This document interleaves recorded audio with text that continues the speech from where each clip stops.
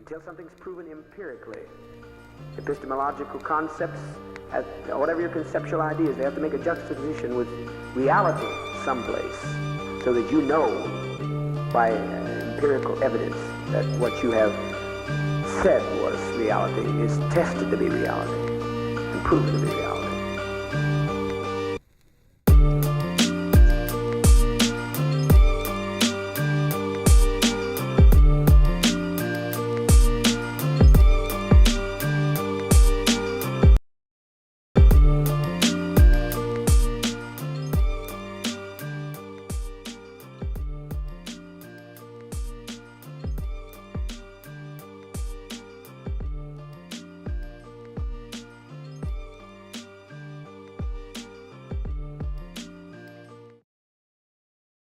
Are you ready to take control of your future?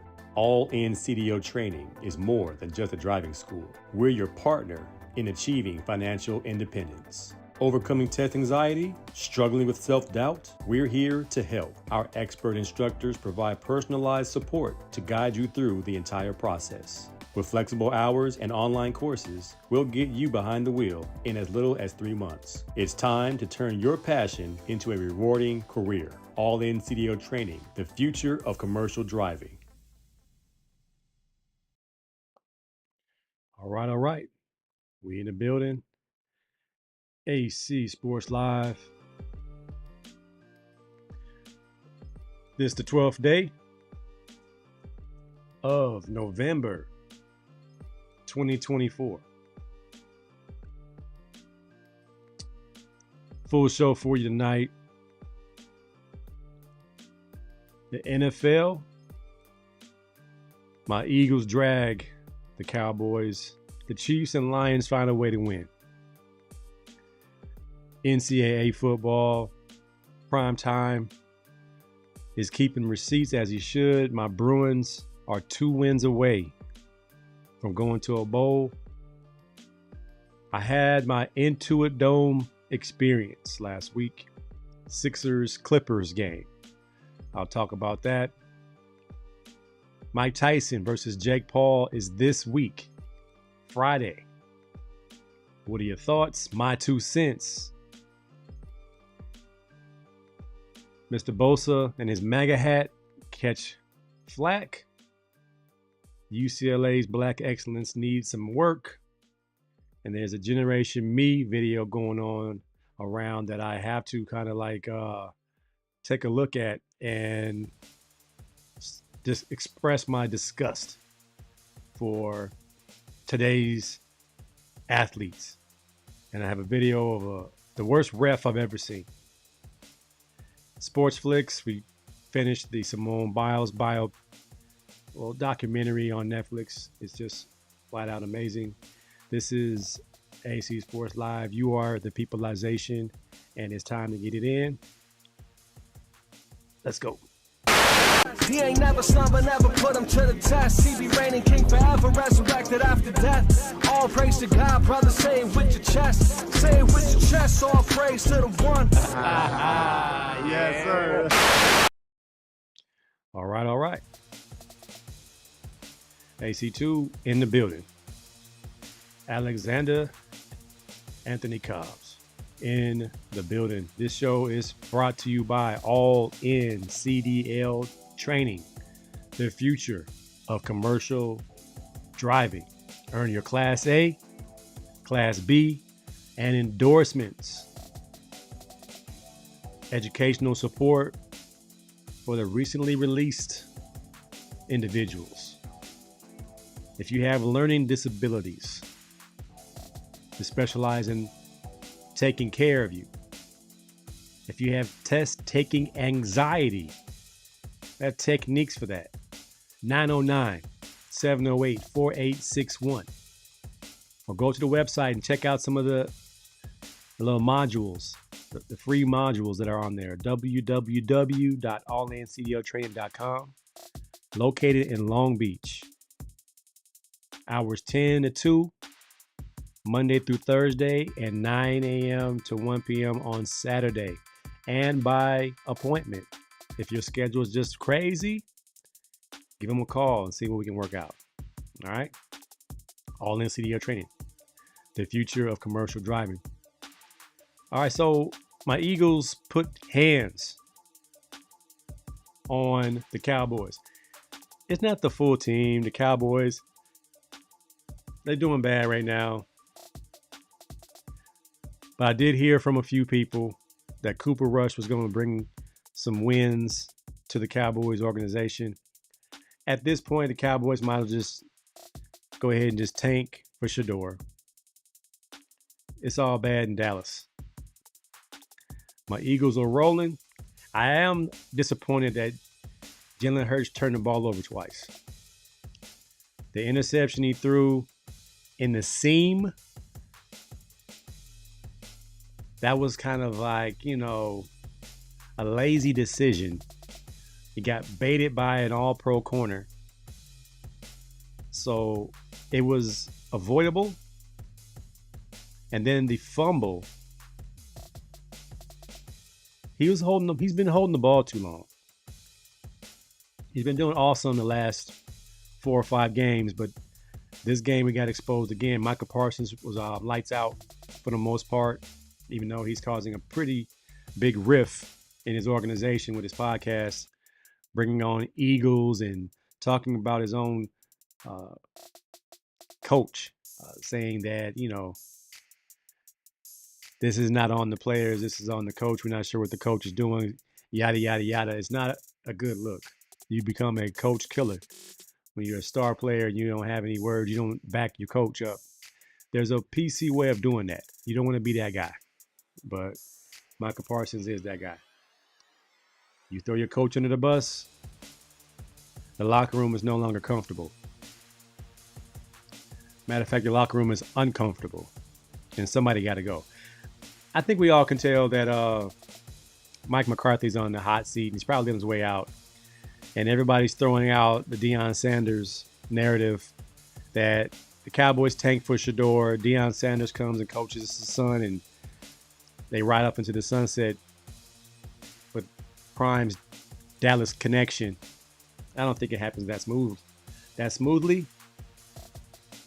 The Cowboys would like for something like that to happen. Rubio's in here. It's showtime. Seems elementary, but why don't they just tint the windows on that one section of the Cowboys stadium? So the sun was blaring through AT&T Stadium on Sunday morning, and there were some images of the Eagles defense facing the sun, and it just looked like almost intentional. When you have $1 billion stadium and you forget to put some type of shade, some type of retractable shade over this massive, world-renowned piece of architecture, that you forget that back in the day, Dallas Stadium had the sun problem. When they had those 1 o'clock games and the sun will still be beaming, and you'll see half the stadium in shade, half the stadium in the sun. It just seemed irritating. That would irritate the mess out of me if I was playing and the sun was in my face. You're right, Rubes. It just seems like somebody forgot that the sun is super bright. Everything's bigger in Texas, including the blaring sunlight. The Chiefs, the word on the street is that the Kansas City Chiefs have made a deal with the devil for a game-winning field goal. The Denver Broncos, this poor left tackle, or was he the left up back or whatever he was in the field goal block scheme, had to block 3 people. So, of course, someone was going to sneak through. And the Chiefs remained unbeaten. I didn't get a chance to watch the game, but I'm pretty certain there were a few calls that went the Chiefs' way. And Mahomes, there was some sound. I didn't get a chance to hear the sound, but it was some sideline banter, and it spoke to the rumor that the refs are on the Chiefs' side. They want this to go to the end. and we want to see an undefeated season. They're tired of the 79 Dolphins walking around with champagne bottles and stuff, waiting for somebody to lose. Isn't that why 99% of football stadiums are built north to south? There are only a couple stadiums in America that are not north and south. That's AT&T Stadium and Autzen Stadium in Oregon. They go east and west, and it messes you up. If you go play, like we played at Autzen Stadium, Rubes, and if you did not have a sense of direction, it didn't bother you too much. But if you did, you kind of noticed it. It's kind of funky. So if that's the case, shame on the architect. Because not only is it going to bother the opposition, it's going to bother the Cowboys. Let's just blame it on the architecture why the Cowboys stink right now. SG Trilogy in here. What's up, Plug One? Washington State has it too. We've only played them. Did we play them in the daytime ever? We always played them in the evening, it felt like. I think we went down there one time. It was super cold, and that was a daytime game. But most of Wazoo games, this feels like they're at night. So I don't remember the sun being an issue at Wazoo. The sun is blinding. As a baseball player, you wear the flip down glasses. As a football player, you catch the sun. If you throw the ball and the sun is in, you catch the sun and maybe you catch the ball. Well, BYU kept the grass long. Remember that, Rube? The grass was super long at BYU, so we couldn't run fast. So that would level the playing field to make it a 3 yards in a pile of dust type of game. So you have to be very good in the run game when you can't run your routes with the speed that the UCLA Bruins receivers used to possess. You would see Sharman Shaw, aka Kareem Abdul-Jabbar, high stepping through the hole to get through that thick turf. We had the extra long cleats in. I used to hate playing at BYU.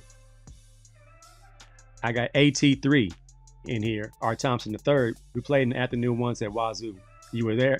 So I don't remember this. It must have been overcast. And AT3 was a sports writer. And I thank him for that article he wrote on me back in the day.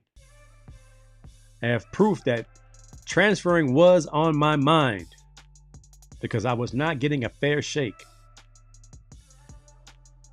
Back then we called it you're getting screwed. You might as well transfer.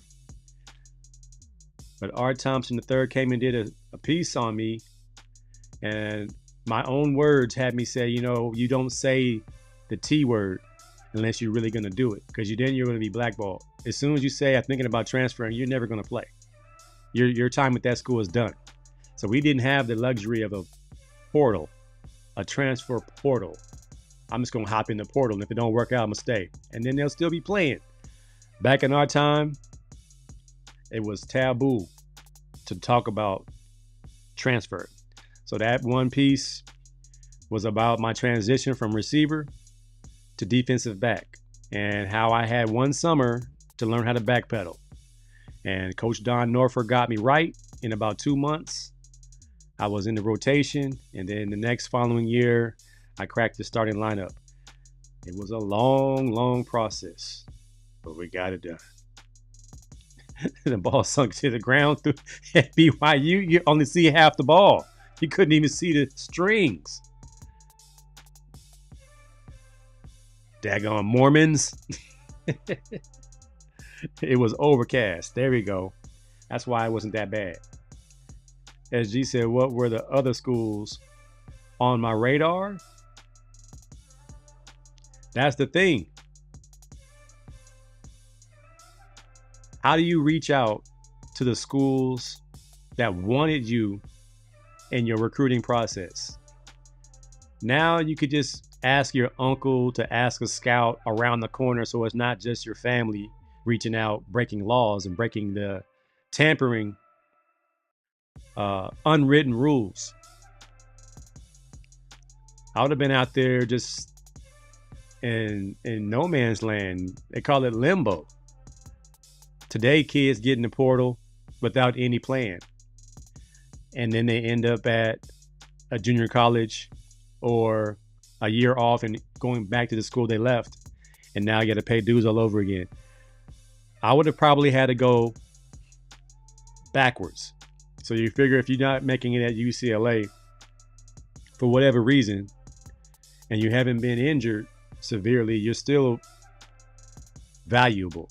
And someone else would have given me an opportunity, but I probably would have had to go back to Long Beach City College and play there, reestablish myself as a receiver or DB, and then reestablish myself as a recruit to Division I colleges. It was risky back in the days if you tried to transfer. I don't remember anybody really transferring back in our days. And I know it sounds old, but who transferred back in the day and really got back on the field? Because you were out for a whole year if you transferred. And most guys never were to be heard from ever again. Now guys transfer and play for the rival the following year. No sit out period, no punishment, just sign them up. The kid from Vanderbilt, who actually is from out this way, is suing the NCAA. And this story came from my good buddy Ray Domingo, who was a star quarterback at Long Beach City College, who went on to go play at FAMU, HBCU in Florida. The story was the quarterback played 2 years of JC, went to a very small school, had some red shirt, gray shirt situations in there. He's 24 years old, but his clock started in junior college, and they're trying to say for NIL purposes, that's not lawful or legal, that they did not give him an opportunity to benefit from today's NIL. And I say, well, if he opens that floodgate, we got some problems, because that's every junior college transfers situation. There is no NIL 5 years ago.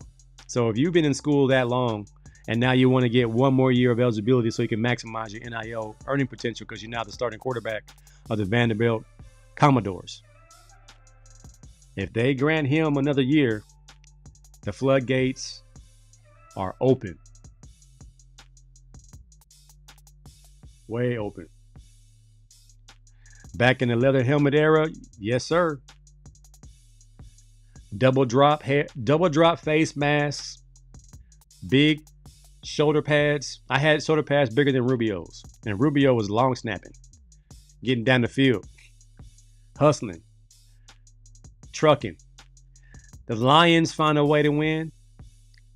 I think Dan Campbell, the coach of the Detroit Lions, that's who, because Rubio, you're a fan of El Trumpo. I think that's who you guys want Trump to be like, Dan Campbell. That's who you guys hope he's like. The big, strong, Caucasian, corn-fed white guy who rallies the troops. Difference here is Dan Campbell is a guy you can rock with. He's a guy you can run down and the kickoff with. I'm not going to run down the kickoff with old El Trumpo. I can't do it. I can't do it, Rubio. Can't do it. The Lions are biting kneecaps, scratching, clawing.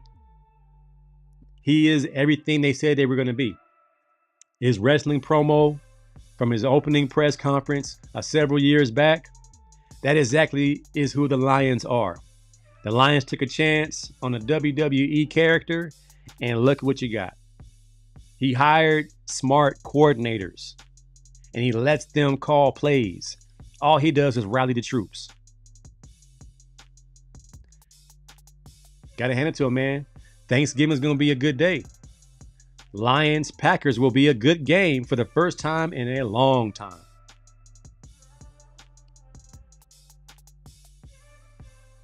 Neck rolls. Did you have a neck roll? Paul Guidry had a neck roll at defensive back. OG John Grayson here. Yeah, part of the leather helmet era. We had them bike helmets, Jay. Me and John Grace went head up in 1986. That was my first time doing eye openers. And John said, man, I thought you was going to blow me up. I said, man, honestly, this is my very first time doing this drill. And he blew me up. It was a standstill, but it was kind of a stalemate. I'm glad he took it easy on me. John Grace was number 6. I was number 5. Long Beach Poly Patriots, East Side. Coach Daniels and Coach Grace, rest in peace. I remember that night, we spent the night at John Grace's house before the game. 20 kids in the den. Dudes playing around after midnight.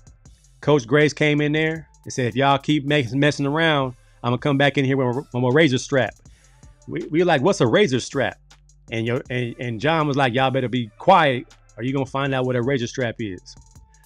Of course, Jermaine Tolliver playing around. Sean Alls playing around. Coach Grace clicked that light on and we looked up. That razor strap was like 5 inches wide. Pure raw hide, cow hide. And he snapped that thing. What? And he line them up. I was like, what's about to happen? He whooped us all. He whooped us with that razor strap. And once he was finished, we was in there and these fools still start playing, still playing around. I said, we just got whooped and we got in here playing. That was probably one of the funner stayovers we ever had in the Pee Wee football generation for the King Conference football. I remember that, man. Hey, man. Easy Avenue legend, man. John Grace. I appreciate you, my brother. Appreciate you coming through on the show. Look at how college DBs and receivers wear their pads now. Man, my own son don't wear knee pads now. We had to wear the full knee pads, thigh pads, hip pads, butt pad, and the refs would come check. I was trying to get out and get my ankles taped. I would ignore the phone call to come down and get your ankles taped. I would try to ignore the phone call until it's time to go. And then C. Del Rudd gave me some ankle braces. And I said, well, I ain't trying to wear these. So I started getting my ankles taped. You had fat rolls, no neck rolls. You had hot dogs in your neck groups. Oh, man. Pete Gidry looked like he looked silly with that neck roll. He wanted to play. Now it's the only way that's going to let him play. Mac in here. I thank God that Mac didn't have to wear big pads because Mac was built for speed, but they still made Mac wear the same girdle we had to wear and knee pads and thigh pads. I think Mac wore big pads so he wouldn't be as skinny as he was. Because Mac showed up to UCLA 125. Well, Mac was 145 pounds. Man, Mac, we try to put some weights in your pads or something, man. But that boy was fast, though. Couldn't put nothing on him. So Lions and Chiefs, could that be the early Super Bowl matchup? Now, if my Eagles have something to say about it, man, go Birds. All right, man. And I went to the UCLA game. All right. As you can see, I got blessed with some UCLA gear. Deshaun Foster said, alumni, I want to see you. I went by practice the other day. Got hooked up with a couple of pieces of merchandise. I appreciate it. And nothing like this. Nothing like my UCLA laundry bag from 1994. The laundry bag, the mesh bag, Mac, that you had to tie with that rubber tie and almost tear your thumbnail off trying to get it off. Nothing like that. UCLA now, we big time now. Air Jordans from throughout the years, all in UCLA, sky blue and yellow. And of course, I want to get them threes. One day, the UCLA Air Jordan 3s. That's my goal. But I went down here to the UCLA game versus Iowa. And gotta say, Deshaun Foster got these boys playing with a little pride right now. I think these last 3 games saved that man's job. Because we all know, very high probability, had he gone 1-8 2011, if there was any coach available, they would eat that contract and give my man his walking papers. But this team has shown enough heart. I'm going to take the word from Dan Campbell and the Detroit Lions. Grit. Have shown enough grit to have a chance. That's all you can really ask for. A chance at going bowling. You only need 6 wins. We are right now 4-5. If we win 2 of these last 3 games, we're going to a bowl in Deshaun Foster's first year as a head coach at UCLA. As his first year as a head coach, period. Which probably would be unprecedented. So I'm pulling for him. Got myself a good little lunch. Training table lunch. They had salmon bites. Fried salmon bites. And of course, an assortment of pastas and stuff like that. But the Bruins looked solid on the field. The running game was popping. TJ Harden had 100 yards rushing. That's the key. You're Eric Bieniemy. Run the football. Control the clock. That's the only way you're going to win in the Big Ten. We have to run the football. And you have to protect leads. Don't get to the fourth quarter and get conservative. Continue to pound the rock. Create short yardage third down situations where Ethan Garbage can just dump it to the tight ends. And we can keep the chains moving. That's our identity right now. Creative runs. Dink dunk passes. Take a shot. Take a shot. Run the ball. Dink dunk. Just kind of playing around that little spectrum right there. We can beat Washington. We can beat USC. And we can beat Fresno State. That would be a great way to end this season. On a positive note.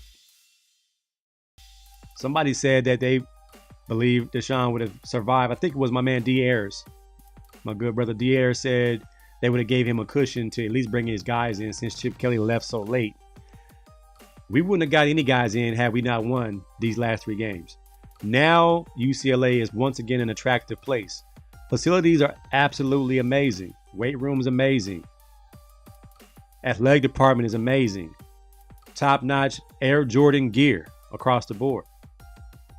I think we can change a few hearts with the playoffs in high school happening.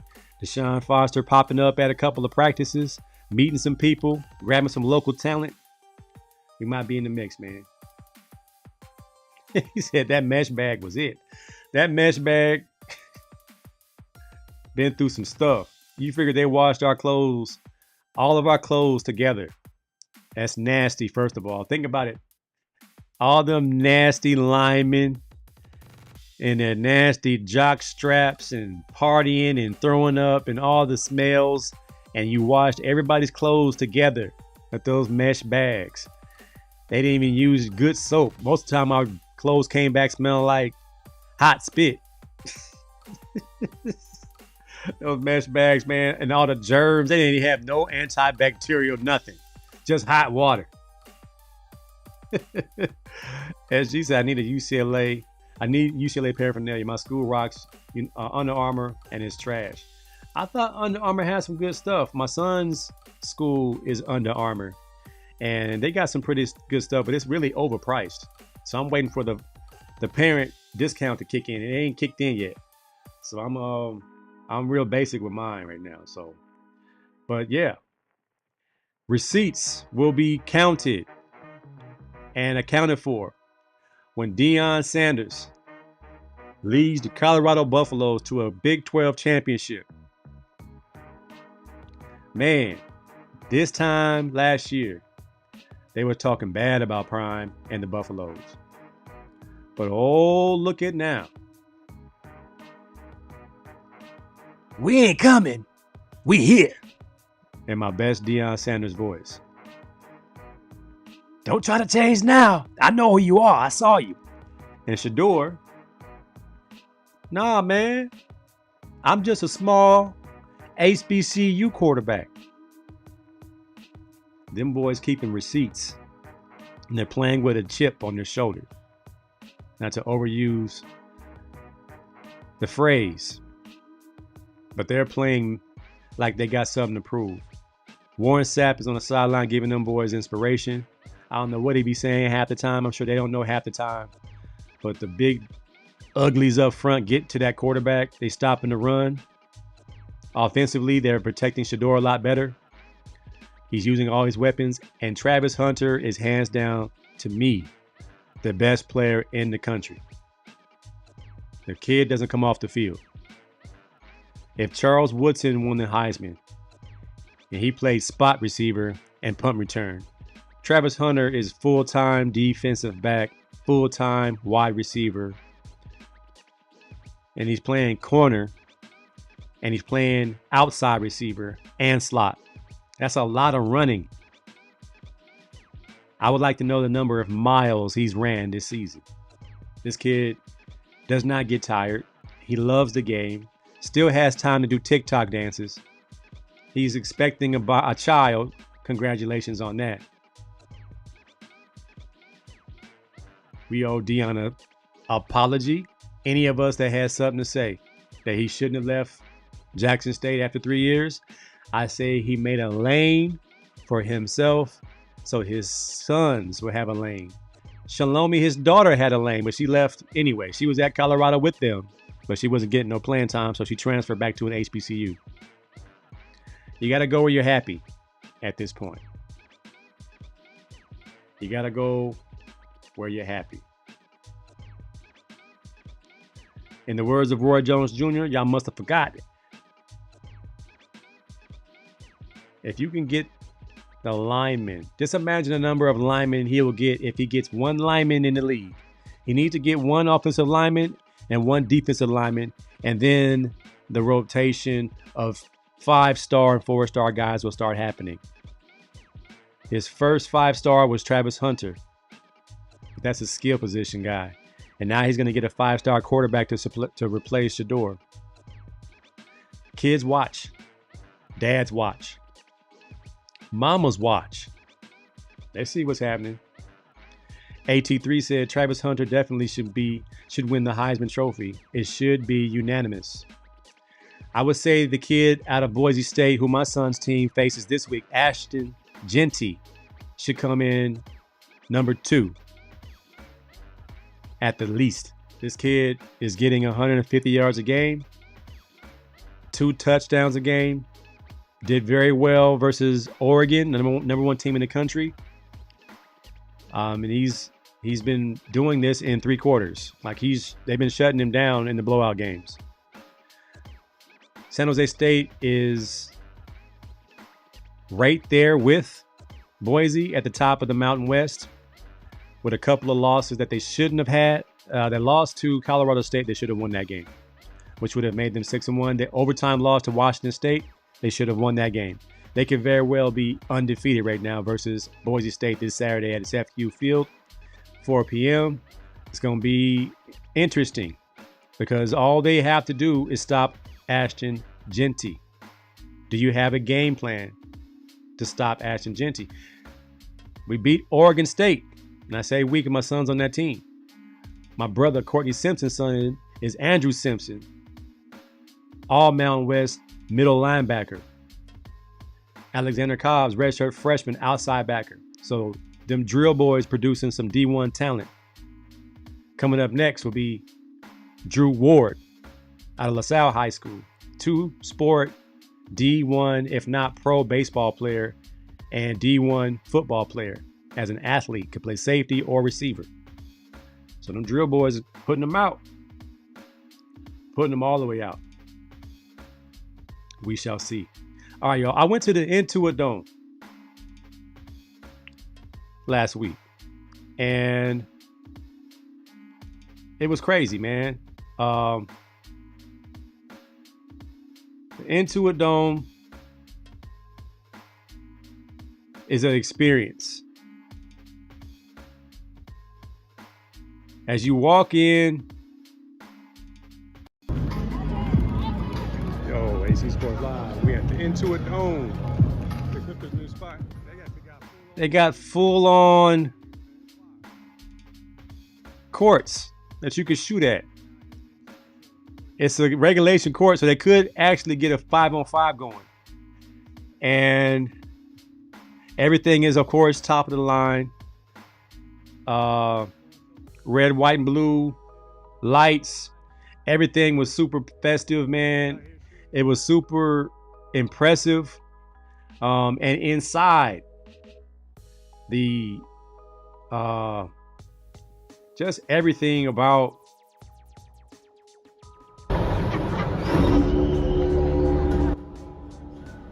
that infinity ring video monitor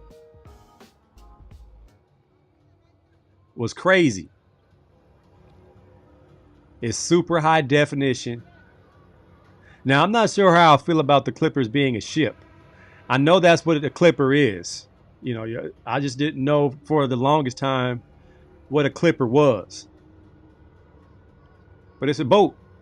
So now they got all this water and, you know, Titanic feeling video, and the guys are coming out the water like seamen. I'm going to go see UCLA play Gonzaga at the Intuit Dome in a couple of weeks. It's crazy, man. Got to see my Sixers up close and personal. We trashed without Embiid, though. I can't even lie. We really ain't much to look at without Embiid. But we do have youngster Tyrese Maxey. He was a little bit banged up right now. Paul George came back. They booed him every time he touched the ball. I'm wishing that they would have played Jared McCain, who went for 27 the other night. And my son said he might get some playing time now, Dad.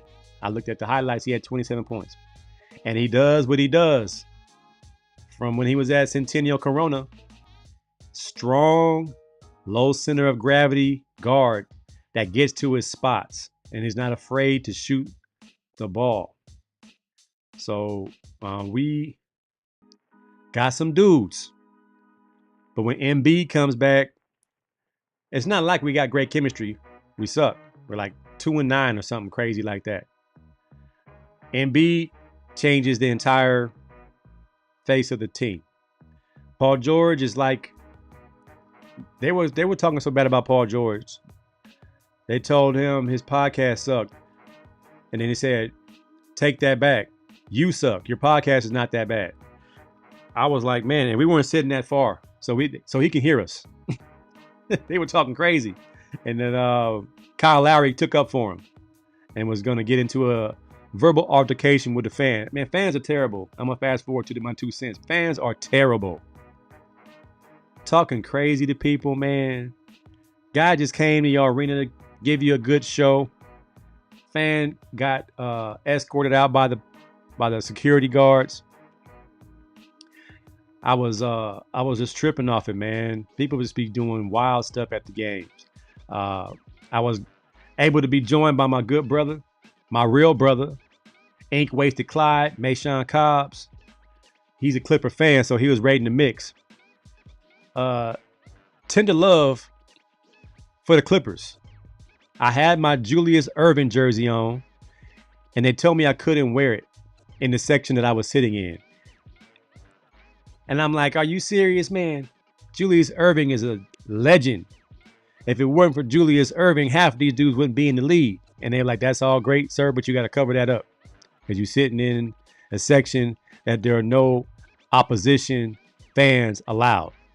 And I was like, yo, what's my alternative? He said, cover your jacket with your jacket or buy a Clippers jersey. I was like, man, or we'll give you another seat. And I was like, well, I can't change my seat. My brother not here yet. So I had to go in there with my jacket closed up. I couldn't even represent my Sixers the way I wanted to. But I get it. They got to build fandom. But man, if I go to the Sixers game, I'm wearing my Sixers jersey. AT3 said, Ashton breaks tackles. He's tough to contain. He is the best running back I've seen in a long time. He will play in the NFL for a long time. His style is Marshall Falkish. He's that good. The worst thing about the Intuit Dome is the Clippers. Oh, that's cold, bro. That's cold. The Clippers are the SS Minnow from Gilligan's Island. Not the 3-hour tour.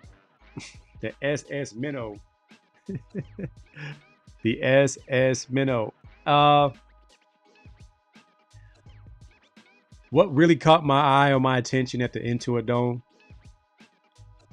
There's no cash or credit cards on the premises.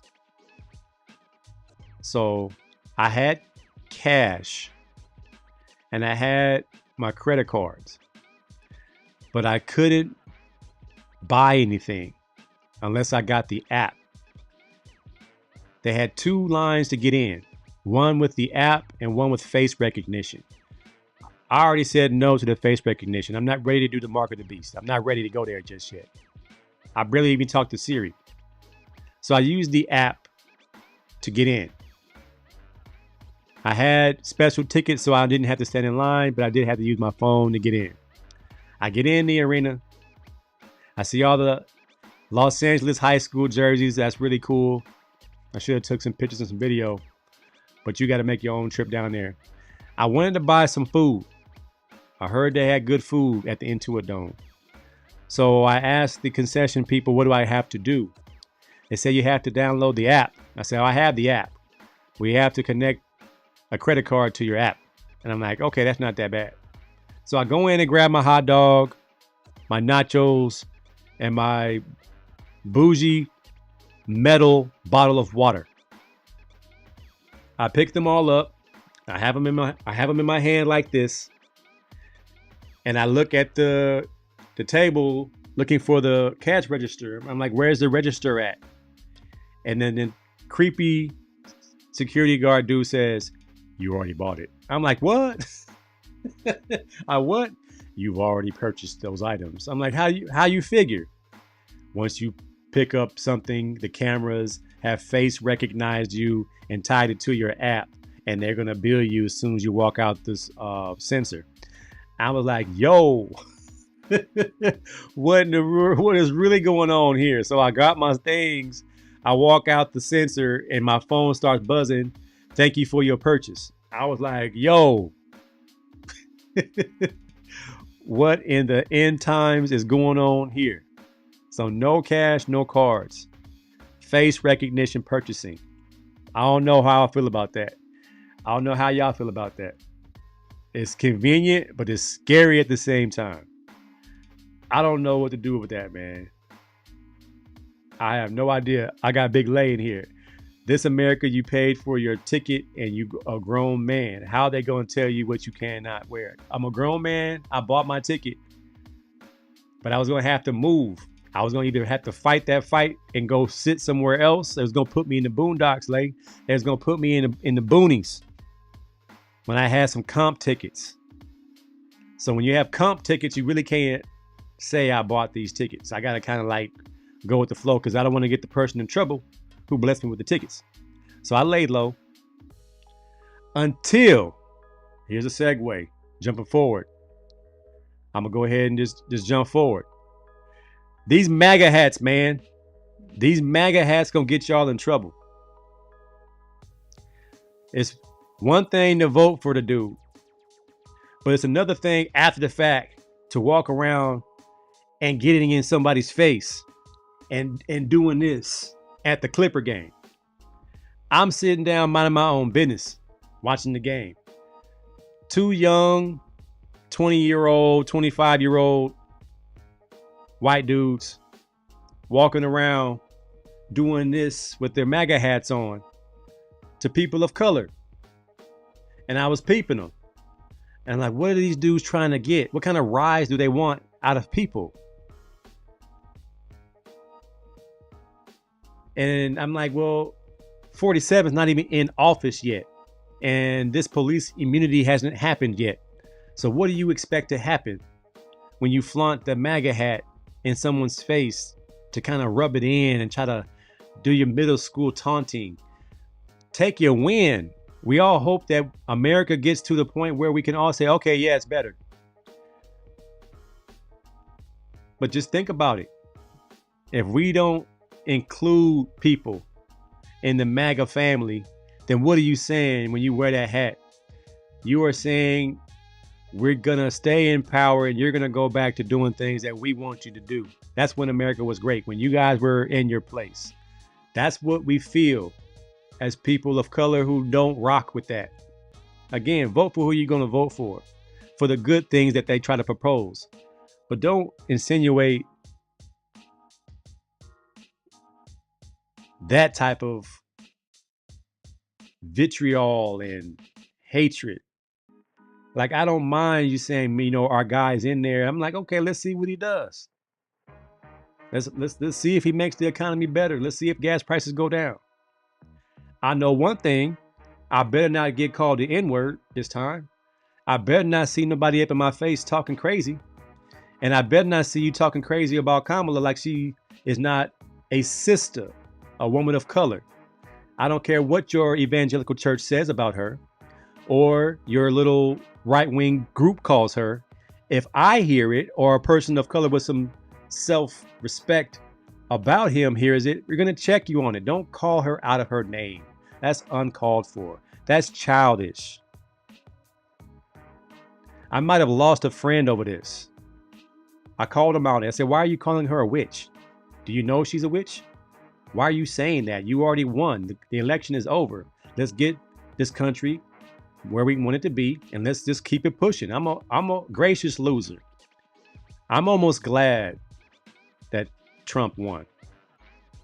Because if he didn't win, I can only imagine how the reaction would be. When I see 15 million Democrats didn't vote, there's your loss right there. And it wasn't because she was pushing the LGBTQ? Probably. But I'm a believer, and I'm not for it because I know God's going to be the last judge. It ain't about what we want. They're going to be that way regardless of who's in office. Now, you might say the taxpayers' money and with all that other good jazz. My whole thing is this: be a gracious winner. Let's get to a point where America can have some equality and togetherness going to the same goal of everybody being prosperous and living amongst one another. Let's not be sore winners, rubbing it in. That's how you push people away and you alienate people. So Bosa jumping on Purdy's interview with the MAGA hat, he got fined $12,000. I hope it was worth it. He said it was worth it. To do what? What are you saying? What are you trying to say? Your locker room is filled of 75% brothers, man. Find a way to get rid of all this division, man. America is a melting pot of different nationalities and origins.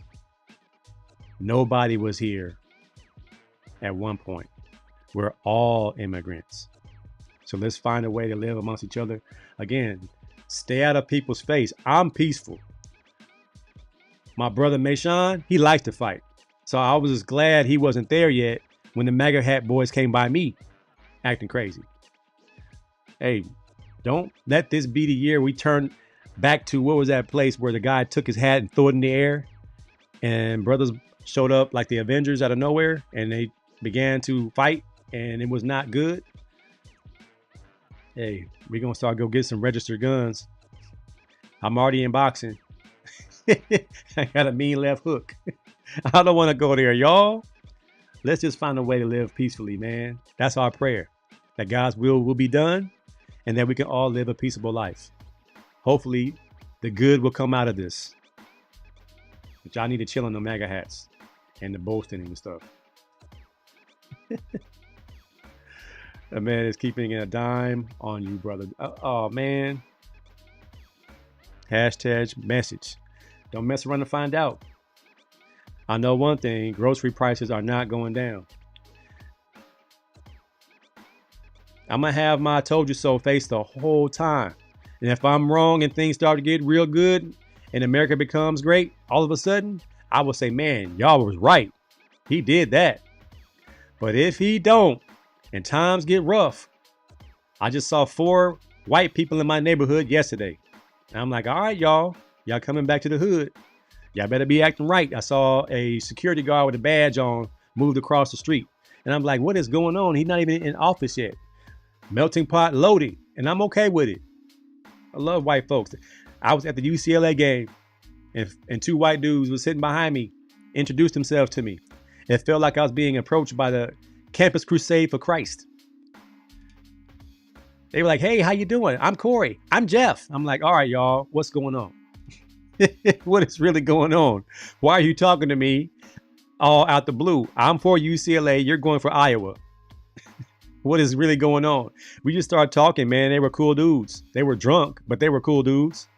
One guy had on the Penn State sweater. Another guy had an Iowa sweater on. And I said, well, I was considering Penn State when I was coming out of high school because my family's from Pennsylvania and Connecticut. And he was like, oh, really? I was like, yeah, but not that Sandusky. We started laughing about Sandusky. And before you know it, I had two new friends. It ain't us. We welcome everybody. It's y'all that want to act like it's not like that. So hopefully people get to change your heart and see people are people.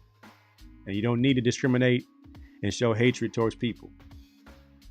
Have love in your heart towards people until they've shown you otherwise. When they show you who they are, keep an eye on them. Sean Gray said, I like to still fight. Just slapped the dude 2 days ago. Because we played on the east side of Long Beach. And there was a fight every day before practice. And it was just how we grew up, man. You get a fair one and the coach show up and then we stop fighting. And then we get in line and then we'll start practice. I think we were different, JG. It was a different day. It was a different day. These kids don't even get home on their own. I used to ride my bike from the west side to the east side. I didn't know why we were on the east side. Half of us were on the west side. JG, Sean Alls, Jermaine Tolliver, we all lived on the west side. I was on easy. John was on easy. Sean Alls was on easy. I think Jermaine was on Parade. Where was Jermaine at? Over there off of Harbor with the Mexicans and the Vatos and them little apartments right there. And we grew up. You fight a little bit, you friends the next day. These cats that want to pop off and act funny style today, I wouldn't encourage it. Stay away. He said he still likes to. He slapped the body. That's just his gangster, man. You slap it in 2024. Slap boxing was the minimum. I grew up in Inglewood and expected something to go down daily. Daily. My good brother Dwight Smith, another West Side cat. Good times back then. Where you can have a good squabble. Get your squabbles up. I went to daycare across the street at Miss Rollins' house. And her grandson was a jerk. His name was Red. And he used to bully all of us. One day Red did something to me, man. I don't know what he did, but I must have punched Red so hard. He cried until he cried so like loud.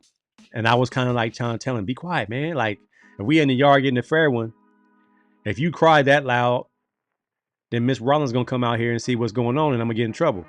So I punched him and I was trying to comfort him like, man, stop screaming. Like, stop screaming. Just catch your breath. You know, it's a gut punch. A gut punch in a schoolyard fight is surprising because, you know, people swinging for the face. I was taught to hit somebody in the sternum and then the face. And I hit him in the sternum and it was underneath his rib cage. So it took his breath away. So he was like mouth open, nothing coming out for a long time. And I was already crying because when I used to cry, I got real strong. It's like taking your shoes off and sprinting and racing in the street. So I punched him in the stomach and he cried and screamed real loud. Miss Rollins came out and said, what happened? What's wrong? Why Red crying? And they all pointed at me. The whole daycare was snitches.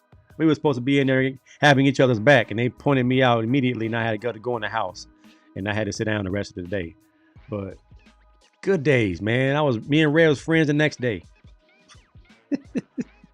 The good old days, man.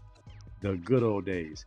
All right, so speaking of fights, Tyson and Jake Paul fight this Friday.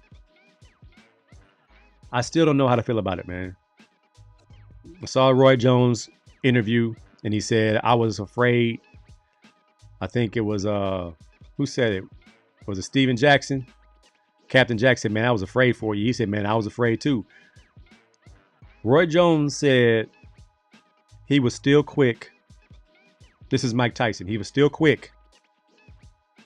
He still had power. He hit him in the chest and he said, it felt like a mule kicked me in the chest. What we don't know is if there's some type of agreement. Not that Mike's gonna throw the fight, but there's a lot of money involved. This is a Netflix first time ever. They're talking somewhat some trash, and we know this is not the Mike Tyson of old. The Mike Tyson of old would ate this kid up in a matter of 30 seconds, like Marvis Frazier. But 60 or 58 years old this Friday versus a 27-year-old who should be in prime, but he's such a young boxer, he's still considered a pup. Mike Tyson's skill set and trained muscle memory will make it very difficult for Jake Paul to hit him. If Mike Tyson does not have the same sharpness he had versus Roy Jones Jr. 4 years ago, then we know the fix is in and it's just going to be a glorified sparring match. If Mike comes out head movement swinging for the fences and catches Jake Paul and tries to embarrass him, not necessarily to knock him out, but just to outbox him. Because we saw how bad Jake Paul looks versus a good boxer when he lost to Fury's son, or was it son or nephew? His only loss. If things go as math and history of boxing go,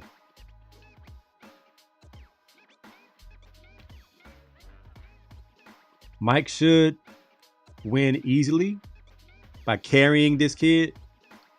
We're going to go 8 rounds for 2 minutes each, which is not bad, which is in Mike Tyson's favor. 2-minute rounds are nothing for a trained fighter.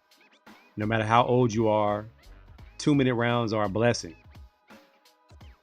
Again, I am no way near close to anybody's boxer, but I box almost every other day.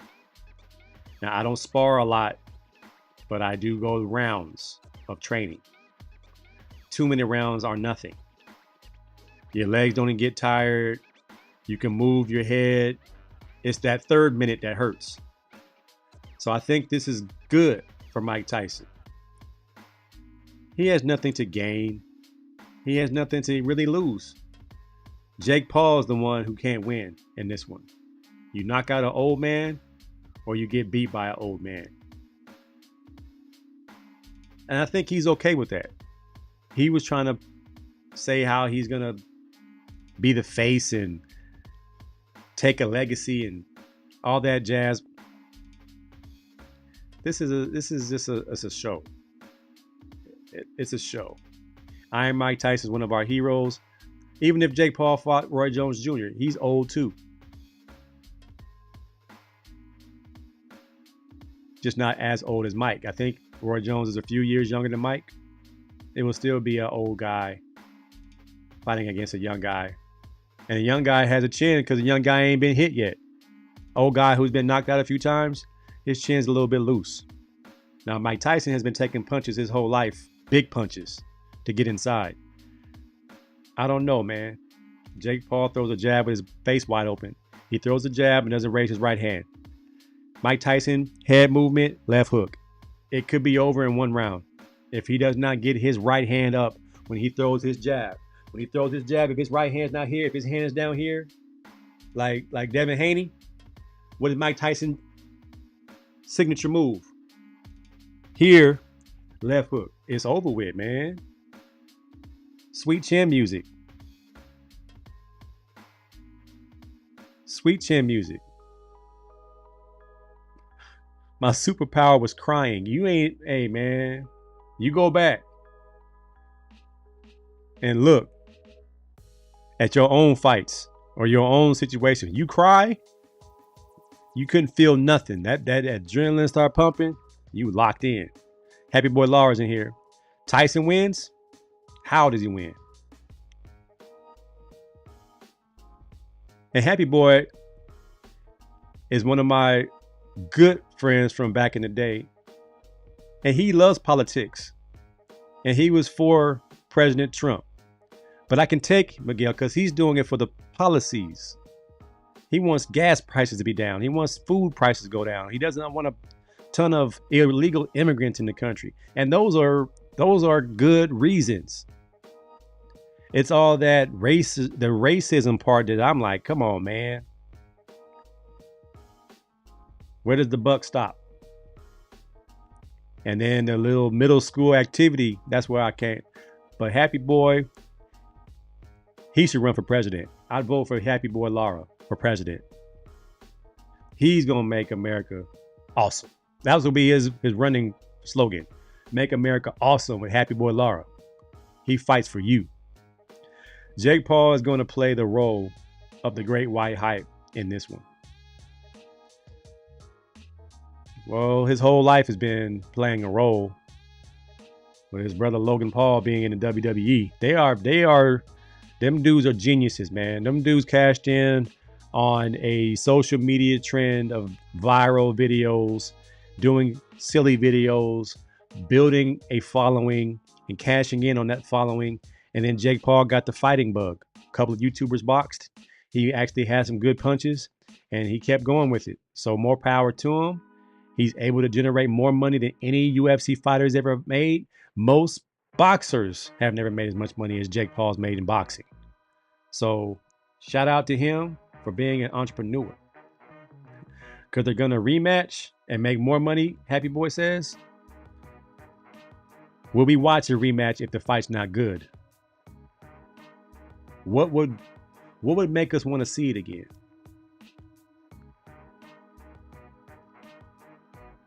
Who would want to see Jake Paul fight Mike Tyson again, and for what reason? I would never want to see Mike Tyson fight Roy Jones again. If they fought again, Mike will be older. So the older he gets, we want to see him fight. Now, I don't even want to see Mike fight him, really. Because why did he fight? He did not fight him last time because his body started tripping. Just think about all the cocaine that Mike has done in his lifetime. I don't want to see Mike die over exhaustion because he's going to be tired by round 6 if he doesn't catch Jake Paul. In a real world scenario, Mike Tyson finishes Jake Paul in 1 minute. If Mike Tyson's 50, he beats Jake Paul in 1 minute. But 8 years later, because I'm 50 right now, I got about 5 years left of good athletic activity. After that is golf, baby. Getting over losing foot speed. That was the... Getting over losing foot speed is the acronym for golf. All right. UCLA had Black Excellence Night. Friday night. They had a game on Friday night.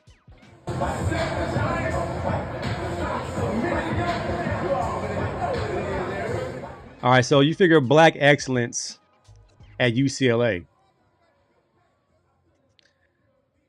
UCLA was one of the birthplaces of the Black Panther Party alongside San Jose State. Very much aware of the conditions of the African American in this country at UCLA and San Jose State. So their African Student Union, their Black Student Union, their BSU, they are pretty involved. This halftime activity hosted by a couple of frats. It was the Qs, the Kappas, and the Sigmas, SG Trilogy's boys, his frat. The Alphas didn't perform.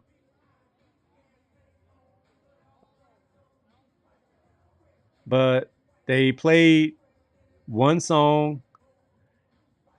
They only had like 3 Qs, 4 Kappas, and I think like 6 Sigmas. The Sigmas have always been deep at UCLA. Kappas have always been deep. There's always been 1 or 2 Qs. Alphas have always been deep at UCLA. But they weren't even all represented at this Black Excellence dance-off at halftime. They played one song for the bros. They played one song for the sisters. And the sisters, they had to dance together. There was no AKAs. There was no Sigma Gamma Rhos. It was just the Deltas.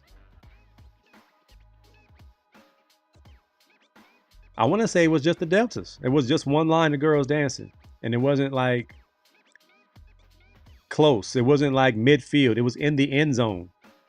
And I was sitting there talking to Peebo, Paul Richardson, class of, I want to say class of 91. He and his wife were sitting there next to me, and we were like, this is all we're going to get for Black Excellence? I didn't even get a T-shirt. My boy Philip Ward said they had T-shirts at Gate A, the Black Excellence T-shirts. I said, well, the game is kind of slow. Let me go down here and get my shirt so I can represent. I go down to the table. They said, did you pre-order? I said, pre-order? Pre-order what? Yeah, the Black Excellence T-shirts were all pre-ordered. And I was like, yo, how are you going to promote something and not really promote something? Like, the whole stadium should have had these shirts. That's how I know UCLA is not ready to win in football. We don't do stuff all the way. I go to my son's game, they handed out T-shirts to everybody. Come on, man. We got to do better. Generation Me. I'm talking about my 2 cents right here. Doing your thing and they just kind of sitting. Shout out to Tony Baker. I saw this video and Auburn, after all they went through with the plane fight and all that stuff, this teammate, body language.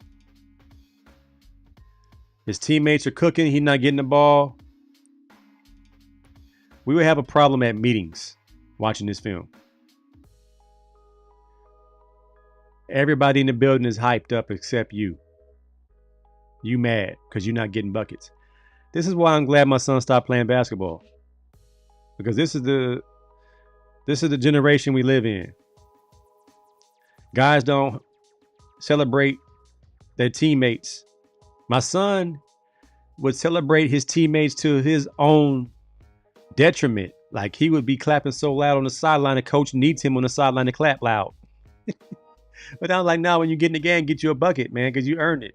You work hard. You deserve to take shots too. Gino Armiena, I'm tearing his name up, UConn's coach,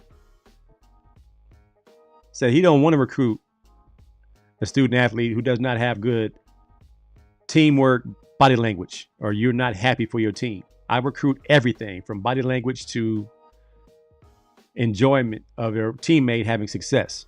This is terrible, man. This is almost as bad as watching DJ Moore last week go to the bench during the play. That's bad business, man. You don't want that on your record, to be that type of guy. Don't be that guy. For all my refs out there, Rodney Sauce, CNQ, Dietrich, I saw the worst ref ever. My man is on his phone during the game. On his phone during the game. If this ain't I wouldn't even pay him. He ain't watching the game. He text messaging.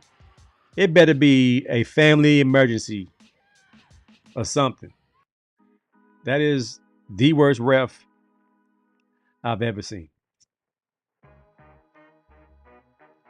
Come on, man. We got to do better.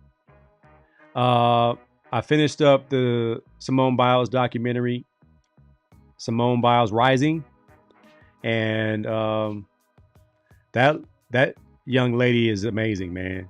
The stuff that she's gone through, the hatred she heard and felt when she did not complete the 2020 Olympics due to an injury, and then mentally not being able to overcome that injury, to come back in 2024 and bring the world together and on its feet.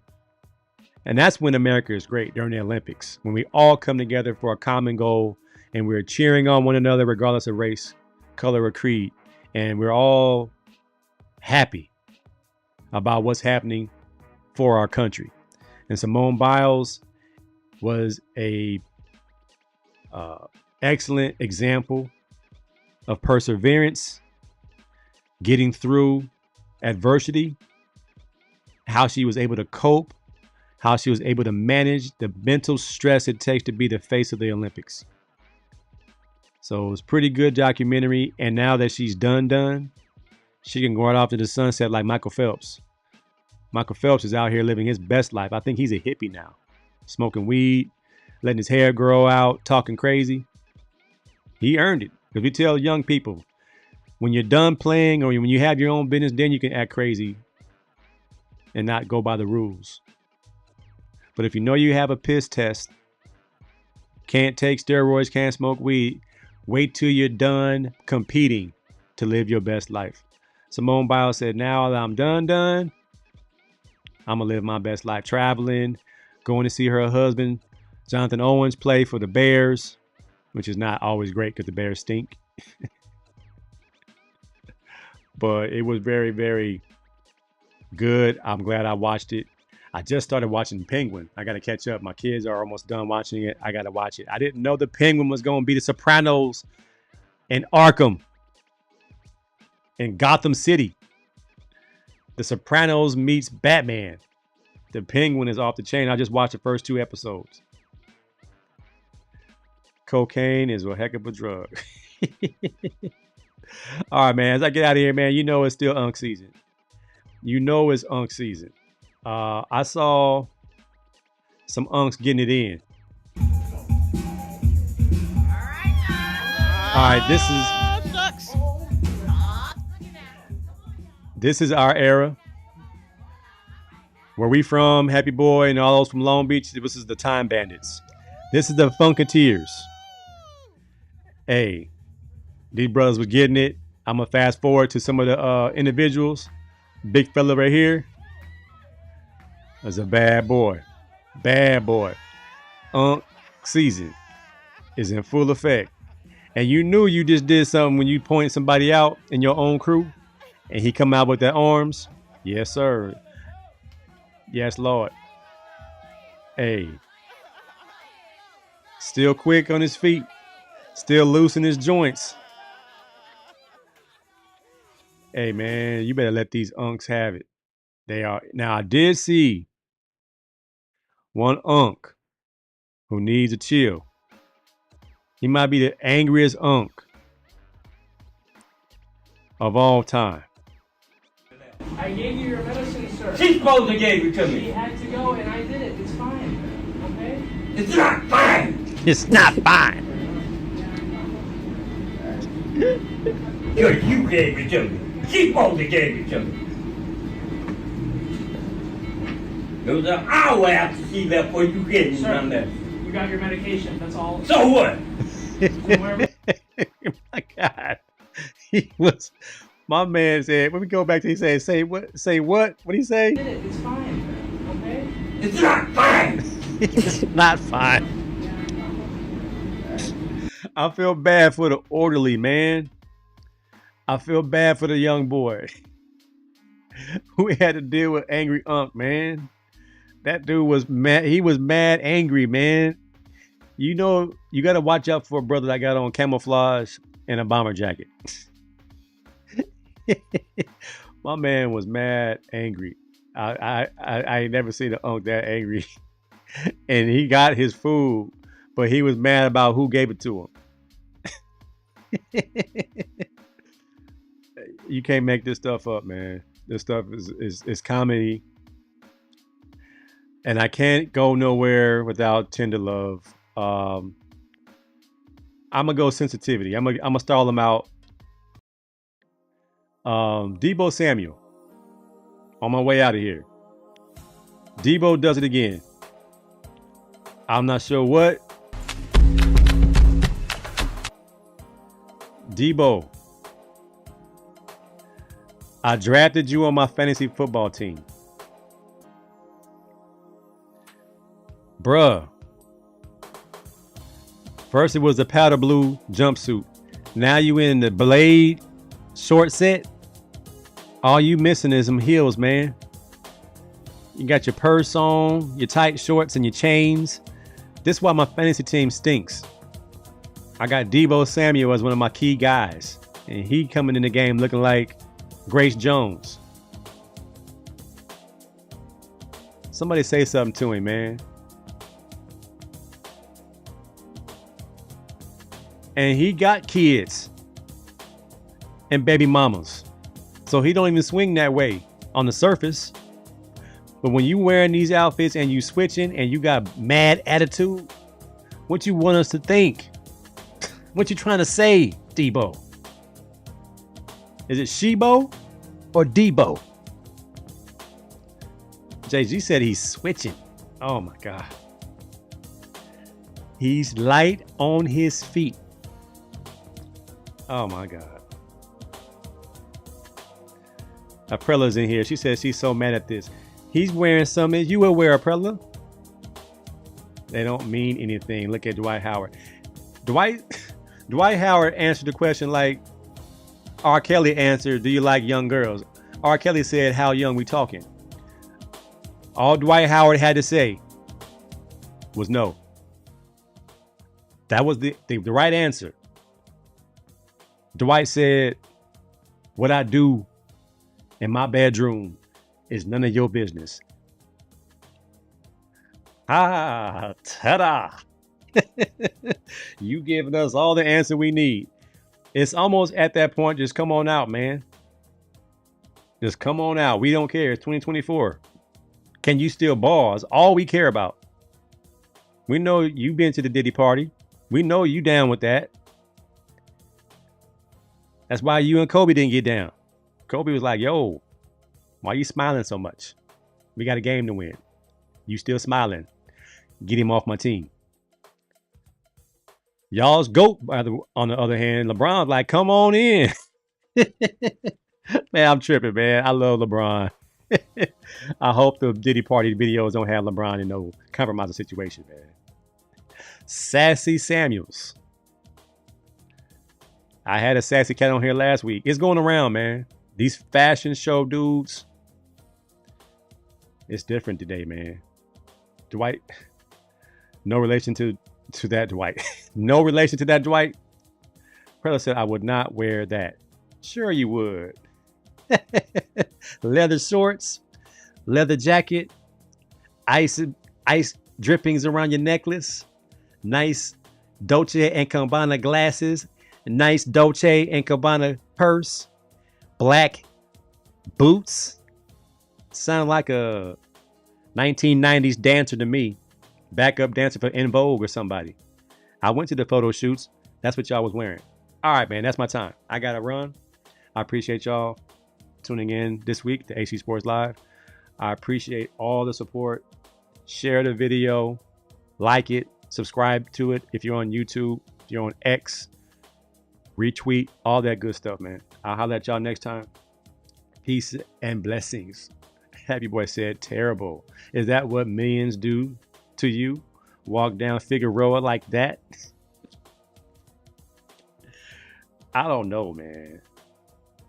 I probably said nope, the ice only. Okay, we're gonna find some old footage, some old Freaknik footage of black leather shorts and a halter top and a black leather jacket and an updo.